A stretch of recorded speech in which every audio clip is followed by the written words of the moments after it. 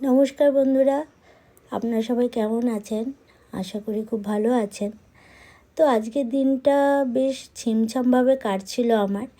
মানে ভাবছি যে একটু প্লেন খাবারই খাই। তো গরমও একটু যেহেতু পড়েছে, তো ভাবলাম যে টমেটোর ডালটা বানিয়ে ফেলি। সিম্পলভাবে টমেটোর ডাল, আলু ভাজা আর ডিম সিদ্ধ। তো আজকে আমার দুপুরের মেনুটা এটাই ছিল। তো রান্নাটাও ফটাফট হয়ে যাবে। আর এই কড়াইটা কালো দেখছো, মানে এটা অনেক দিন হয়ে গেছে, তো তাই জন্য কড়াইটা আর কি কালো হয়ে গেছে।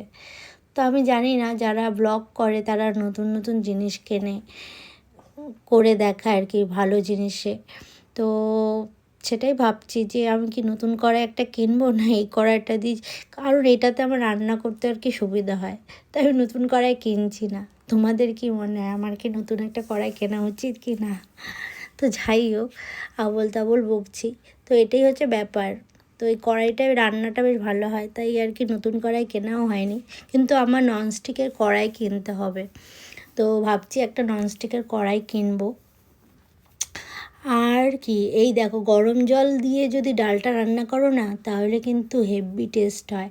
তো আমিও এদিকে গরম জল ফুটাতে দিয়েছি, আর এদিকে এগুলো একটু ভাজা ভাজা মানে একটু ফ্রাই করে নিয়েছি। তারপরে এখন গরম জল দিয়ে সিদ্ধ করে নেব।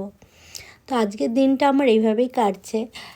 আর হচ্ছে ঘর গোছানো আজকে করবো না আর কি, শরীরটাও ভালো লাগছে না, মনটাও ভালো লাগছে না। তো এই আর কি চলছে।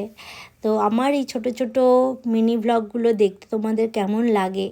কীরকম টাইপের ব্লগ দেখতে চাও, ঘর সাজানো না রান্না বান্নার, সেটা কমেন্ট করে অবশ্যই জানিও।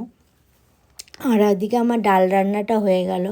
এই দেখো, ডালটা বেশ কিন্তু টেস্টি হয়েছিল। তোমরাও গরমে এইভাবে ডাল রান্না করে বানিয়ে খেও।